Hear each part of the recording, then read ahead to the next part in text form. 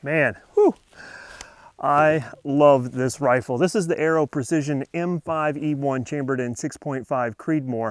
I've put a new trigger in it and we're going to talk about it coming up on Fit and Fire.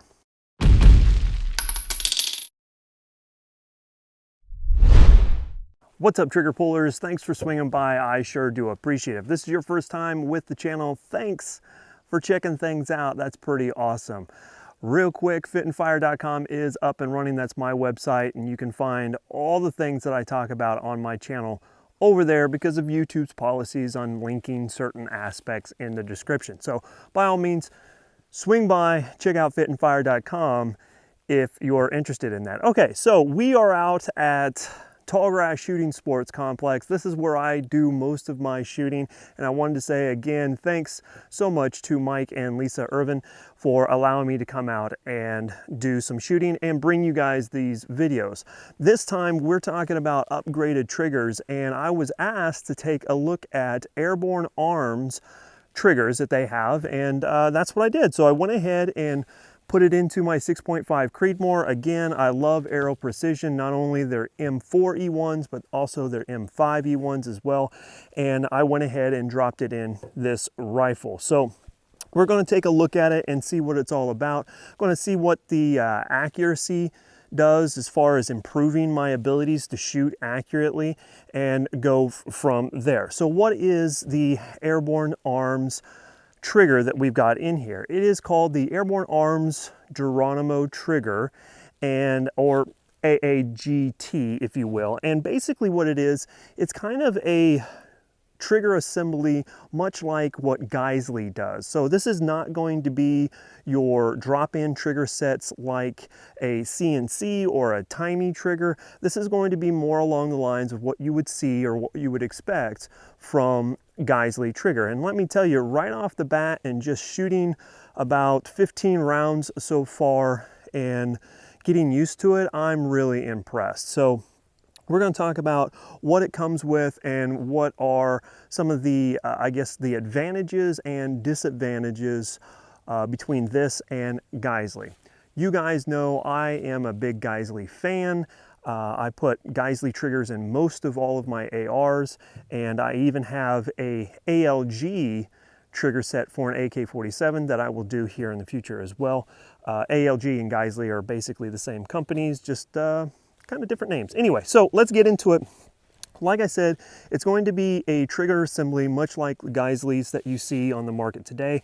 And one of the cool things is when you get it, it's going to come with two different sets of springs. It's going to have a spring set that is going to have more of a trigger pull with it, and then you have a lighter set as well. I went ahead and put the lighter set in, so we're coming in right about the 3 to 3.5 pound mark when it comes on the trigger pull. And one of the interesting things about this too that kind of sets this trigger set apart from some of the others on the market is the fact that you have this trigger shoe. This is really, really nice. It's kind of a straight trigger, but at the same time it's beveled out on either side to allow for your finger to get in and feel nice and smooth. So the installation of this is going to be very similar to that of a mil-spec trigger that you would put on any AR platform. So with that being said, installation super easy. You don't really need the instructions if you've done it a couple of times, but again, you should follow the instructions to ensure that you're doing everything correctly. Now, with that being said, one of the things that really sets this trigger set apart from others, say like a Geissele or whatever, is that it comes with anti-rotation pins in here. So what that is basically these two pin sets are countersunk with screws, and once you set them in, then you're able to screw these in and tighten these down, so you don't have to worry about your trigger pins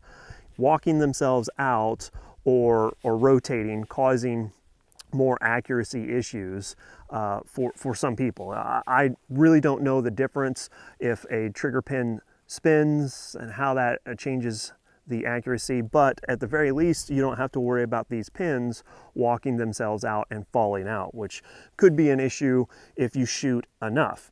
A lot of people don't shoot enough for that to matter, but it's an added feature that comes with the trigger group that I really like. Again, like I said, it comes with 2 different sets of springs, so the trigger pull is either going to be a little heavier or a little lighter depending on how you like it. I went ahead and put in the lighter ones, and yeah, so that's basically it on this trigger set.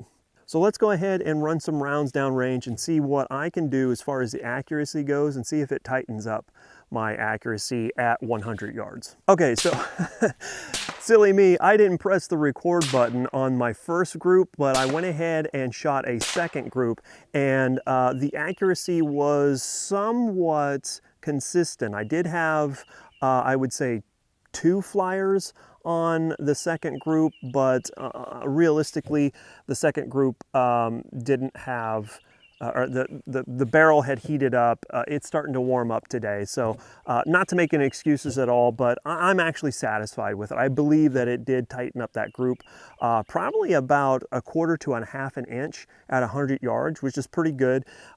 Here's a picture of what my first group looked like, and then I went ahead and shot a second group so you guys could see exactly what I was able to do. So I'm not the best shooter in the world. I think that I could do better. I think I can do better and will do better the more I shoot this with this trigger set. But so far, I'm impressed. You guys should check it out. Again, I will have all the information on the AAGT over on fitandfire.com. So please swing by and check out Airborne Arms Geronimo trigger. Again, all that will be over on fitandfire.com. That's really all I got this time. Thanks so much, and let's see if we can put a few more rounds on target here. So here we go. Absolutely love the 6.5 Creedmoor. So let's check it out.